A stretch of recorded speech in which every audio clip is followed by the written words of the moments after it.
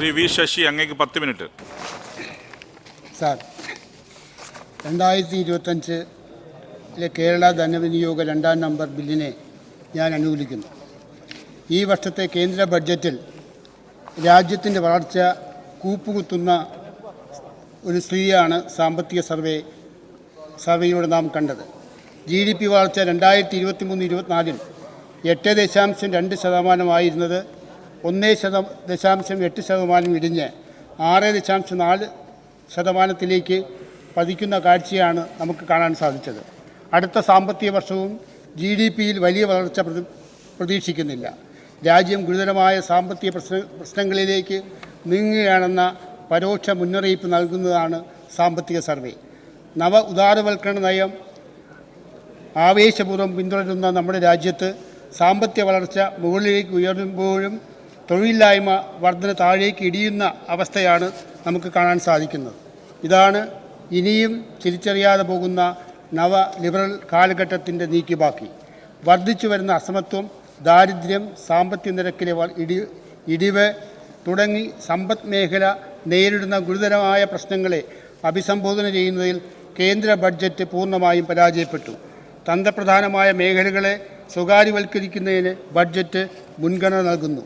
ചങ്ങാത്ത മുതലാളിത്തം ശക്തിപ്പെടുത്തുന്നതും അതിസമ്പന്നരോട് വിധേയത്വം പുലർത്തുന്നതുമാണ് കേന്ദ്ര ബഡ്ജറ്റ്. വിലക്കയറ്റം, തൊഴിലില്ലായ്മ തുടങ്ങി ജീവൽ പ്രശ്നങ്ങൾ പരിഹരിക്കുന്നതിനുള്ള നിർദ്ദേശങ്ങളൊന്നും കേന്ദ്ര ബഡ്ജറ്റ് മുന്നോട്ട് വയ്ക്കുന്നില്ല. ചുരുക്കി പറഞ്ഞാൽ സമ്പന്നരെ അതിസമ്പന്നരാക്കുകയും സമ്പത്താകെ ചുരുക്കം ചിലരുടെ കൈകളിൽ കേന്ദ്രീകരിക്കുകയും മഹാഭൂരിപക്ഷത്തെയും പരമദരിദ്രരാക്കുകയും ചെയ്യുന്ന നവ ഉദാരവൽക്കരണ നയമാണ് ശക്തമായി കേന്ദ്ര സർക്കാർ ഇപ്പോഴും പിന്തുടരുന്നത്. എന്നാൽ കേരളം ഈ ഒരു സംസ്ഥാനമെന്ന നിലയിൽ നമ്മുടെ ഭരണഘടന നൽകുന്ന സംരക്ഷണം പരമാവധി പ്രയോജനപ്പെടുത്തി ഒരു ബദൽ സാമ്പത്തിക നയമാണ് 2016 മുതൽ സ്വീകരിച്ചു പോരുന്നത്.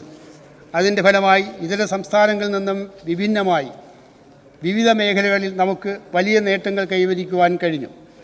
റിസർവ് ബാങ്ക് ഓഫ് ഇന്ത്യയുടെ റിപ്പോർട്ടിൽ ഗ്രാമീണ മേഖലയിൽ തൊഴിലില്ലായ്മ നിരക്ക് ഏറ്റവും കൂടുതൽ വേതനം ലഭിക്കുന്ന സംസ്ഥാനമായി കേരളത്തിന് മാറാനായി. മാത്രമല്ല, ഉത്തരേന്ത്യൻ സംസ്ഥാനങ്ങളിൽ നിന്ന് ആയിരക്കണക്കിന് ആളുകൾ ജോലി തേടി കേരളത്തിൽ എത്തുന്നത് സ്വന്തം സംസ്ഥാനത്ത് മതിയായ വേതനമോ തൊഴിൽ സുരക്ഷയോ കിട്ടാത്തതുകൊണ്ടാണെന്ന് കാണാം. കർഷക തൊഴിലാളികൾക്ക് ഉയർന്ന വേതനമായ 807 രൂപ കിട്ടുന്നത് കേരളത്തിലാണ്. യു പി, ബീഹാർ, ഗുജറാത്ത്, മധ്യപ്രദേശ് തുടങ്ങിയ സംസ്ഥാനങ്ങളിൽ വേതനം ഇതിൻ്റെ 1/3 മാത്രമാണ്. ഇതര ജോലികളുടെ അവസ്ഥയും വ്യത്യസ്തമല്ല. കേരളത്തിൽ 735 രൂപ ലഭിക്കുമ്പോൾ 262, 285 രൂപയൊക്കെയാണ് BJP ഭരിക്കുന്ന സംസ്ഥാനങ്ങളിലെ കൂലി. സർക്കാരിൻ്റെ കരുതൽ നയവും തൊഴിലാളി സംഘടനകളുടെ കരുത്തുമാണ് കേരളത്തിലെ ഉയർന്ന വേതനത്തിന് അടിസ്ഥാനം. സർ, സംസ്ഥാനത്തെ തൊഴിലില്ലായ്മ നിരക്ക് കുറച്ചുകൊണ്ടുവരുവാൻ LDF സർക്കാരിന് കഴിഞ്ഞിട്ടുണ്ട്. പീരിയോഡിക് ലേബർ സർവേ പ്രകാരം 11.4% നിന്നും 7.2% കേരളത്തിലെ തൊഴിലില്ലായ്മ നിരക്ക് കുറച്ചുകൊണ്ടുവരാൻ സാധിച്ചിട്ടുണ്ട്. ഔദ്യോഗിക തൊഴിൽ അവസരങ്ങൾ സൃഷ്ടിക്കുന്നതിൽ ശ്രദ്ധേയമായ പുരോഗതി കൈവരിച്ചിരിക്കുകയാണ് കേരളം. ഇതിൻ്റെ പ്രധാനപ്പെട്ട ഉദാഹരണമാണ് പബ്ലിക് സർവീസ് കമ്മീഷൻ വഴി മുഖേനയുള്ള നിയമനങ്ങൾ. കഴിഞ്ഞ 5 വർഷം PS മുഖേന 1,44,561 ഉദ്യോഗാർത്ഥികൾക്ക് നിയമന ശുപാർശ നൽകിയിട്ടുണ്ട്. ഇന്ത്യയിൽ 2.8% മാത്രം ജനസംഖ്യയുള്ള കേരളത്തിലാണ് ഇന്ത്യയിലെ മൊത്തം സർക്കാർ ഔദ്യോഗിക നിയമനങ്ങളിൽ പകുതിയും അധികവും നടക്കുന്നത് കേരളത്തിലാണെന്ന് നാം മനസ്സിലാക്കണം. സർ, ജനപങ്കാളിത്ത വികസന സമീപനം കൊണ്ടും സർക്കാരിൻ്റെ ജനപക്ഷ നയങ്ങൾ കൊണ്ടും ജനങ്ങൾക്കിടയിലെ പുരോഗമന ചിന്താഗതി കൊണ്ടും കേരള മോഡൽ വികസന മാതൃക അനുദിനം അഭിവൃദ്ധി പ്രാപിക്കുകയാണ്. വിദ്യാഭ്യാസം, ആരോഗ്യ സംരക്ഷണം, സാമൂഹ്യനീതി, സാമുദായിക സൗഹാർദ്ദം എന്നിവ ദശാബ്ദങ്ങളായി നമ്മൾ ശ്രദ്ധാപൂർവം നടത്തിയ ശ്രമങ്ങൾ കൊണ്ട് വളർത്തിയെടുത്തതാണ്. വികസനവും ക്ഷേമവും എന്ന പോലെ സേവനവും ജനങ്ങളുടെ അവകാശമാണ്. സേവനം എല്ലാവർക്കും പ്രാപ്യമാക്കണം, സുതാര്യമാകണം. അതാണ് ഇടതു മുന്നണിയുടെ സമീപനം. അതുകൊണ്ടാണ് ഇൻ്റർനെറ്റ് അവകാശമായി പ്രഖ്യാപിച്ചത്. അതിനായി കെ ഫോണും സൗജന്യ പബ്ലിക് വൈഫൈ സ്പോട്ടുകളും യാഥാർത്ഥ്യമാക്കിയത്.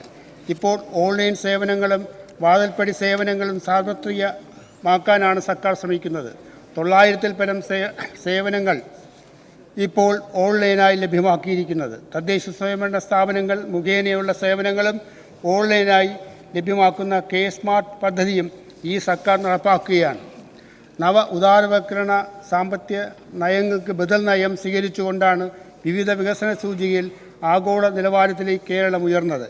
ആ നയങ്ങൾ പിന്തുടർന്നുകൊണ്ടാണ് കേരളം സാമൂഹ്യ സുരക്ഷാ പെൻഷനുകളുടെ കാര്യത്തിൽ രാജ്യത്ത് തന്നെ മാതൃകയായത്. ഈ ബദൽ വികസന കാഴ്ചപ്പാട് ലൈഫ് പദ്ധതി കാഴ്ചപ്പാടിൻ്റെ ഭാഗമായിട്ടാണ് ലൈഫ്, ആർദ്രം, പൊതുവിദ്യാഭ്യാസ സംരക്ഷണം എന്നീ മിഷനുകളുടെ പ്രവർത്തനത്തിലും ദുരിതാശ്വാസ നിധിയിലൂടെ നൽകുന്ന സഹായങ്ങളിലും വ്യക്തമാക്കിയത്. UDF സർക്കാർ 2011 മുതൽ 2016 വരെ 5 വർഷം 9,000 കോടി രൂപയാണ് ചെലവഴിച്ചതെങ്കിൽ 2016-2024 വരെ 8 വർഷം കൊണ്ട് LDF ചെലവഴിച്ചത് 64,000 കോടി രൂപയാണ്. UDF പ്രതിവർഷം 1,800 കോടി രൂപ, LDF പ്രതിവർഷം 2,000 കോടി രൂപയാണ് ഈ ഇനത്തിൽ ചെലവഴിച്ചത്. 4 ഇരട്ടി തുകയാണ് ഈ പറഞ്ഞ സാമൂഹ്യ സുരക്ഷയ്ക്ക് വേണ്ടി ഈ സർക്കാർ ചെലവഴിച്ചത്. മാനവ വികസന സൂചികയിൽ 7.1 പോയിന്റുമായി കേരളം ഇന്ത്യൻ സംസ്ഥാനങ്ങളുടെ പട്ടികയിൽ 1-ാം സ്ഥാനത്താണ്. ആഗോളതലത്തിൽ തന്നെ അംഗീകരിക്കപ്പെട്ട കേരളത്തിൻ്റെ നേട്ടമാണ്. സുസ്ഥിര വികസന ലക്ഷ്യങ്ങൾ കൈവരിക്കുന്നതിലും കേരളം 1-ാം സ്ഥാനത്താണ്. ആരോഗ്യം, വിശപ്പ്, ലിംഗസമത്വം, വിദ്യാഭ്യാസം എന്നിവ അടിസ്ഥാനമാക്കിയാണ് ഈ സൂചന നിർണ്ണയിക്കുന്നത്. ദാരിദ്ര്യ സൂചികയിൽ 0.002 നേട്ടവുമായി കേരളം മികച്ച പ്രകടനമാണ് കാഴ്ചവെച്ചിരിക്കുന്നത്. രാജ്യത്തെ വലിയ സംസ്ഥാനങ്ങളുടെ പട്ടികയിൽ ഭരണനിർവഹണത്തിൽ ഇന്ത്യയിൽ 3-ാം സ്ഥാനത്താണ് കേരളത്തിൻ്റെ സ്ഥാനം. ഇന്ത്യൻ സംസ്ഥാനങ്ങളുടെ സമ്പദ്ഘടനകളിൽ 9-ാം സ്ഥാനത്തുള്ള കേരളം മൊത്തം ആഭ്യന്തര ഉൽപ്പാദനത്തിലും ഉൽപ്പാദനക്ഷമതയിലും മികച്ച പ്രകടനമാണ് കാഴ്ചവെക്കുന്നത്. ആവർത്തിത ഊർജം, കാലാവസ്ഥാ വ്യതിയാനം, ഗ്രാമവികസനം എന്നീ നൂതന മേഖലകളിൽ പ്രവർത്തിക്കുന്ന നവ സംരംഭങ്ങൾ കൊണ്ടും കേരളം ശ്രദ്ധേയമായ മുൻകൈ നേടിയിട്ടുണ്ട്. ധാതുലവണങ്ങൾ പോലുള്ള പ്രകൃതി വിഭവങ്ങളുടെ അഭാവം, വ്യവസായ പിന്നോക്കാവസ്ഥ, നികുതി വരുമാനമടക്കം മൊത്തം വരുമാനത്തിൻ്റെ പരിമിതി എന്നിവയെല്ലാം നിലനിൽക്കെയാണ് ഈ നേട്ടങ്ങൾ കൈവരിക്കാനായത്. അത് സംസ്ഥാനത്തിൻ്റെ മുഴുവൻ നേട്ടമായിട്ടാണ് നാം കാണേണ്ടത്. ഈ നേട്ടങ്ങൾ എല്ലാ മലയാളികൾക്കും അവകാശപ്പെട്ടതും അഭിമാനാർഹവുമാണ്. അവ നിലനിർത്തിയും ശക്തിപ്പെടുത്തിയും മുന്നോട്ട് പോവുക എന്നതാണ് സംസ്ഥാനം നേരിടുന്ന ഏറ്റവും വലിയ വെല്ലുവിളി. ആ വെല്ലുവിളി ഏറ്റെടുക്കാനുള്ള നിശ്ചയദാർഢ്യമാണ് കാലഘട്ടം നമ്മോട് ആവശ്യപ്പെടുന്നത്. അതിന് നമുക്കർഹമായ അവകാശങ്ങൾ കേന്ദ്ര ഭരണകൂടത്തിൽ നിന്ന് നേടിയെടുക്കാൻ കേരളം ഒറ്റക്കെട്ടായി പ്രവർത്തിക്കേണ്ടതുണ്ട്. ലോകത്തിന് തന്നെ മാതൃകയായ കേരളത്തെ ശത്രുരാജ്യം പോലെയാണ് കേന്ദ്ര സർക്കാർ കാണുന്നത്. സാമ്പത്തികമായി കേരളത്തെ തകർക്കാനുള്ള കേന്ദ്ര ശ്രമിക്കുന്നത്. ഇതിനെതിരെ കേരളം ഒറ്റക്കെട്ടായി അണിനിരന്ന് കേരളത്തിൻ്റെ ന്യായമായ അവകാശങ്ങൾ നേടിയെടുക്കാനുള്ള നീക്കങ്ങൾ വരും ദിനങ്ങളിൽ ഉണ്ടാകണം. സാർ, പ്രതിസന്ധികളിൽ തളരാതെ മുന്നോട്ട് പോവുകയാണ് LDF സർക്കാർ. നേട്ടങ്ങൾ പലതും കൈവരിച്ചെങ്കിലും ഇനിയും പല മേഖലകളിലും മുന്നേറാനുണ്ട്. അതിനായി നവകേരള നിർമ്മിതിക്കായുള്ള പ്രവർത്തനങ്ങൾ ഏറ്റെടുക്കുകയാണ്. വ്യവസായ വികസനം ത്വരിതപ്പെടുത്തുക, കാർഷിക നവീകരണം സാധ്യമാക്കുക, തദ്ദേശ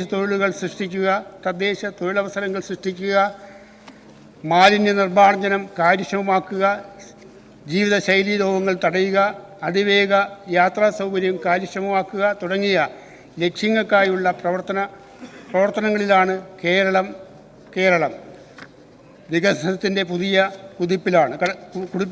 കുതിപ്പിലേക്ക് കടക്കുകയാണ്. സാർ, ഒരിക്കൽ കൂടി ഈ ധനവിനിയോഗ ബില്ലിനെ അനുകൂലിച്ചുകൊണ്ട് എൻ്റെ വാക്കുകൾ അവസാനിപ്പിക്കും.